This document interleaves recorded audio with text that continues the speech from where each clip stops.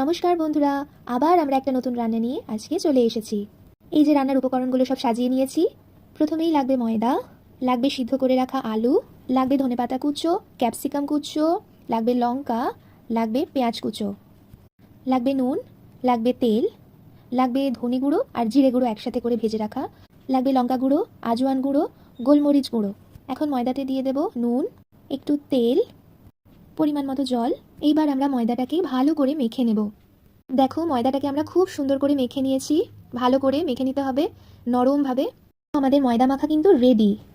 ওই ময়দা থেকে আমরা দুটো লেচি কেটে নিয়েছি। লেচিগুলো এবার আমরা খুব সুন্দর করে বেলে নিয়েছি। এইবার সিদ্ধ করে মেখে রাখা আলুটার মধ্যে আমরা মশলাগুলো সব দিয়ে দেব। প্রথমেই দিয়ে দিচ্ছি স্লাইস করে কেটে রাখা ক্যাপসিকাম কুচোগুলো, দিয়ে দিচ্ছি কাঁচা লঙ্কা স্লাইস করে কেটে রাখা, আপনারা চাইলে কুচো করেও দিতে পারেন, দিয়ে দিচ্ছি পেঁয়াজ কুচো, দিয়ে দিচ্ছি ধনেপাতা কুচো, দিয়ে দিচ্ছি এবার এই ভেজে রাখা মশলাগুলো। প্রথমেই দিয়ে দিচ্ছি ধনে ও জিরে গুঁড়ো, দিয়ে দিচ্ছি লঙ্কা গুঁড়ো,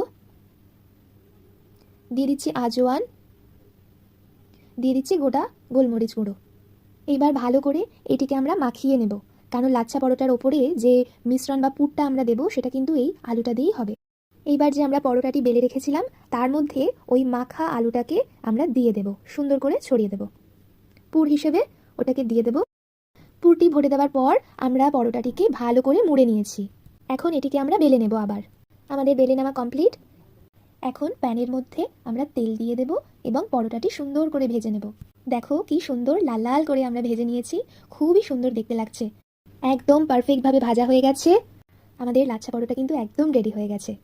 সবশেষে এবার আমরা গোল গোল করে কেটে রাখা পেঁয়াজ দিয়ে আমাদের লাচ্ছা পরোটা কিন্তু সার্ভ করব। বন্ধুরা, আমাদের লাচ্ছা পরোটা কিন্তু খাওয়ার জন্য একদম রেডি। যদি আজকের রেসিপিটি ভালো লাগে তাহলে পেজটি অবশ্যই ফলো করো আর আমার অনেক ভালোবাসা নিও।